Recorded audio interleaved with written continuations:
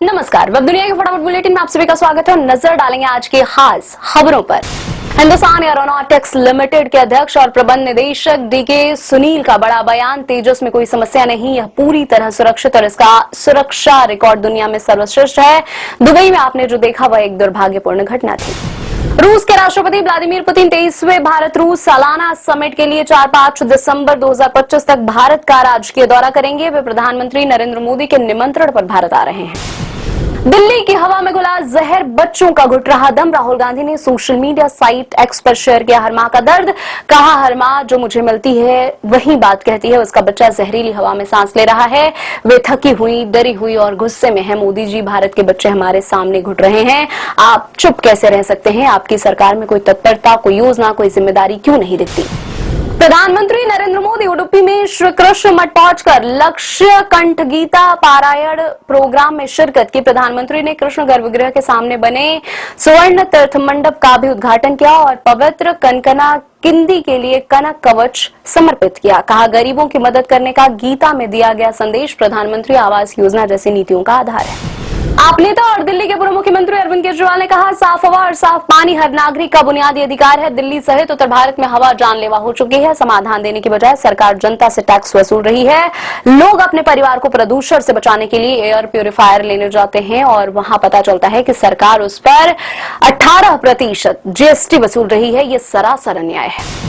Delhi police की crime branch ने Canada में कपिल शर्मा के रेस्टोरेंट पर फायरिंग की साजिश के सिलसिले में गैंगस्टर बंधु मान सिंह को गिरफ्तार कर लिया है। वह गोल्डी ढिल्लो गैंग का एक बड़ा अपराधी है।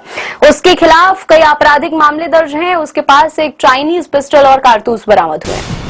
बीएमसी ने कहा, उसने मुंबई में बिगड़ते वायु गुणवत्ता सूचकांक के मद्देनजर 53 निर्माण स्थलों पर काम रोकने के नोटिस जारी किए हैं। बीएमसी ने यह निर्देश दिया कि पहले से जारी किए गए वायु प्रदूषण संबंधी दिशा निर्देश का सख्ती से पालन किया जाए।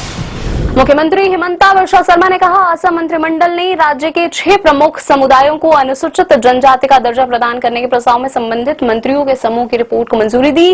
अहोम, चुटिया, मोरान, मोटोक, कोच, राजबोंगशी और टी ट्राइब्स लंबे समय से एसटी दर्जे की मांग कर रहे थे।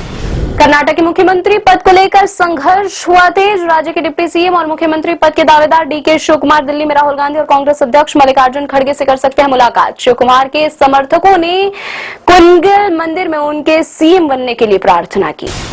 भारतीय क्रिकेट टीम के पूर्व कप्तान सौरव गांगुली की पत्नी डोना गांगुली ने थाने में शिकायत दर्ज कराई। डोना ने अपनी शिकायत में बताया, सोशल मीडिया पर की गई भद्दी टिप्पणियों से न सिर्फ उन्हें मानसिक रूप से परेशान किया बल्कि उनकी गरिमा और प्रतिष्ठा को भी ठेस पहुंचाई है। पुलिस जांच शुरू की। भारत के विदेश मंत्री एस जयशंकर ने कहा, भारत ने तूफान दितवा से प्रभावित श्रीलंका के लिए राहत सामग्री भेजी है। श्रीलंका में तूफान से 50 से ज्यादा लोगों की मौत हुई है।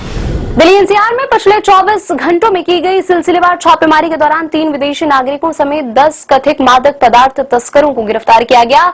संयुक्त पुलिस आयुक्त अपराध सुरेंद्र कुमार ने बताया, इसमें 12 करोड़ रुपए मूल्य के मादक पदार्थ भी जब्त किए गए। पाकिस्तान के पूर्व प्रधानमंत्री इमरान खान से नहीं मिलने देने पर उनकी बहन ने इस्लामाबाद उच्च न्यायालय में दायर की याचिका। इमरान अदियाला जेल में बंद है। याचिका में हाईकोर्ट के 24 मार्च के आदेश का जिक्र किया गया है, जिसमें अदालत ने 73 वर्षीय खान से सप्ताह में 2 बार मुलाकात करने की अनुमति दी थी। थाईलैंड के दक्षिणी हिस्से में आई भीषण बाढ़ ने भारी तबाही मचाई। बाढ़ से कम 145 लोगों की मौत हो चुकी है और 36 लाख से अधिक लोग प्रभावित हुए हैं। हांगकांग में एक बहुमंजिला अपार्टमेंट परिसर में लगी आग पर काबू पाने के लिए अग्निशमन कर्मी दूसरे दिन भी संघर्ष करते दिखे।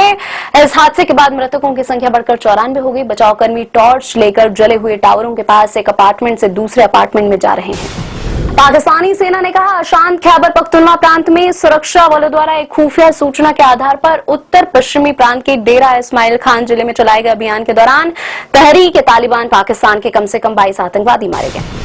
अमेरिकी टैरिफ के बावजूद भारत की जीडीपी वृद्धि दर चालू वित्त वर्ष की दूसरी तिमाही में 8.2% रही। सरकारी आंकड़ों के मुताबिक यह पिछले वित्त वर्ष की इसी तिमाही में 5.6% थी। लगातार तेजी के बाद शेयर बाजार में गिरावट। सेंसेक्स 14 अंक गिरकर 85,707 अंक पर हुआ बंद। निफ्टी 13 अंक फिसलकर 26,203 अंक के सपाट स्तर पर बंद हुआ। अमेरिकी मुद्रा के मुकाबले रुपया 7 पैसे कमजोर होकर 89.43 प्रति डॉलर बंद हुआ। पलाश मुच्छल और स्मृति मंधाना की वेडिंग कंट्रोवर्सी पर म्यूजिक डायरेक्टर की मां ने तोड़ी चुप्पी। बोले स्मृति और पलाश दोनों बहुत तकलीफ में, सब ठीक होगा और शादी बहुत जल्द होगी। 23 नवंबर को 7 फेरे लेने वाले थे पलाश और स्मृति। स्मृति के पिता की तबीयत बिगड़ने के बाद पोस्टपोन हो गई थी कपल की शादी। फिल्म 21 के मेकर्स ने शेयर की धर्मेंद्र की आवाज में उनकी लिखी कविता। वीडियो में दोबारा अपने गांव जाने की इच्छा जाहिर कर रहे धर्मेंद्र। मेकर्स बोले यह टाइमलेस कविता देने के लिए धन्यवाद। धर्मेंद्र की आखिरी फिल्म 25 दिसंबर को होगी रिलीज। ये थी आज की फटाफट बुलेटिन। ऐसी ताजा अपडेट्स के लिए बने रहे हमारे साथ, यानी कि विजिट करें अब दुनिया पर।